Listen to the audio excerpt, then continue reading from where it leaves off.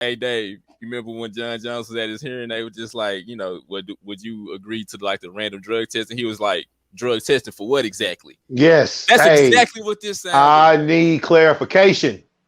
So last Friday in Las Vegas, John Jones was arrested for felony tampering with a vehicle and domestic violence. I'm not gonna get into the details. Okay. Just know his fiance ended up bloody. That's as far as the details as I'm gonna get into it. So the thing that annoyed me the most is because, for one, this is the first time that he's had incidents.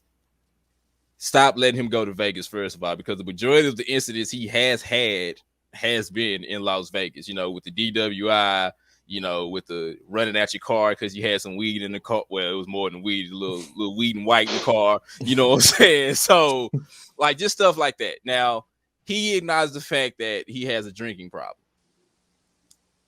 That's cool, but that's also kind of like 10 years too late, considering like your past DWI incidents and so forth and so forth. Now, I'll get to him. The main reason why I'm bringing this up also is because Papa Dana White, who years ago acknowledged the fact that he will not have anybody accused of, domestic violence in the UFC. They asked him about that, and the first thing he said was, "Oh, we gotta see what the lawyers say." Like, are you kidding me, fam? Like, y'all have heard me say this for years. He will be hard on everybody, but when it comes to John Jones and Conor McGregor, they can literally do anything they want to, and he will not let them go. So my thing with John Jones, yes, he is talented, he is great, all that in the third, but at the same time, I will never call him one of the greatest of all time because you are so freaking stupid when you don't have to be. And Dave, maybe you can help me out because I don't remember exactly what show it was on, but I don't know if you remember years ago after I think the second incident, it was John Jones and Rashad Evans, doing the interview together, and John Jones was kind of acting all like, this positive, I'm me. And Rashad Evans was basically like, I mean, bro, just be who you really are. Like, I know you in real life. Be who you are. This is not you. The main thing that he said, though, is when you do fall, and you will fall, it's going to be a hell of a fall. And look, I'm not rooting for any downfall for anybody, but like John Jones, like, when is he going to learn his lesson, bro? It is annoying. It makes it hard for me to continue to support the UFC when Dana says one thing when it comes to everybody else, but when it comes to them two, they can't do no wrong. The fact that someone else is continuing to enable this behavior is what the problem is. Okay. I understand Dana White's need for due diligence and due process of law, but you are on the record as saying things that go completely contrary to that stance. Okay. We haven't seen John Jones in the octagon in what, 2 years now? Basically. Mm-hmm. Okay. He's supposedly making this move up to heavyweight. Meanwhile, the UFC seems to be humming along without him. Okay. There doesn't seem to be any major mention of John Jones in terms of aiding the UFC. So I don't know why Dana White comes out and acts as if we need him. He's not needed in the heavyweight division. We've got some young heavyweights out here that we would like to see grow and get better and hopefully compete for a title. So we're not in a hurry there. The problem is John Jones himself is not admitting that he has a problem. Admitting you have a drinking problem and they're not going to do anything about it seems personally to me counterproductive. So until he admits that he has a problem, until the UFC and then combined with the UFC forcing him to admit that he has a problem and then going to do something about it is paramount.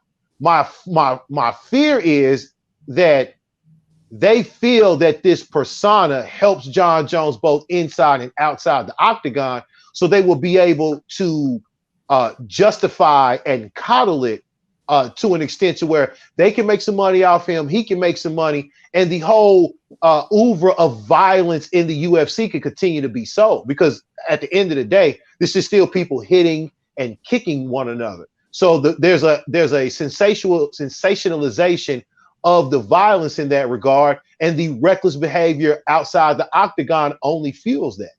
I mean, one of the biggest overlords in sports is also one of the biggest enablers in sports as far as like how Dana White goes. I mean, even to the fact of like John Jones have brothers that are also athletes as well that knows his issues. And I feel like even as a family's sake, like you have to put your foot down and say something to him. Yes, you can most definitely say, like you said, hey, I got a drinking problem, but you 10 years too late for that. That should have been resolved. Cocaine, all that should have been resolved. The dick pill should have been resolved. All of this should have been resolved in a matter of years. Like y'all said, he hasn't fought in 2 years. Also towards the fact of, I understand these are one of your like Hall of Fame UFC guys. You need him just like the same way he is with Conor McGregor. But also at the same time, it's like you really got to look at the person as a person and not the fighter. Not how much money that he can give you, not how much exposure, because there's been plenty of fighters that's been very, very well and maybe surpassed John Jones and doing good in that division that he's in and other divisions. There is never a situation to me where I would never just put fame and fortune over a human being like that. Like, to me, I feel like that's just ridiculous. And how, like, when Dana White said, well, we'll just see what the lawyers have to say. That's another way of enabling, bro. Like, you don't even care what the lawyers say. You're still trying to find some kind of way to get him some way back to the octagon and back into the UFC limelight because that's your man's. You got to stop doing that. Get him some real help. If he don't have to fight for years down the line and he turns to commentary or doing, you know what I'm saying, the Ultimate Fighter or whatever, have him do something like that. But make sure that he's clean and he's good to go for his sake of health. Think about this. So the reason why he was in Vegas is because they was honoring the fight that he had with Alexander Gustafsson. What was that? 165, I want to say, Dave. Yeah. Fantastic fight. Honestly, I feel like Alexander won that fight, but that's not even what this is about. You was there with your wife and your kids. You're in Vegas for less than 12 hours, bruh. And that's the result. Cracking. You're not seeing that. You know what? I hope we never fall, but you will. You hope I never fall? You're fighting me in April. After April.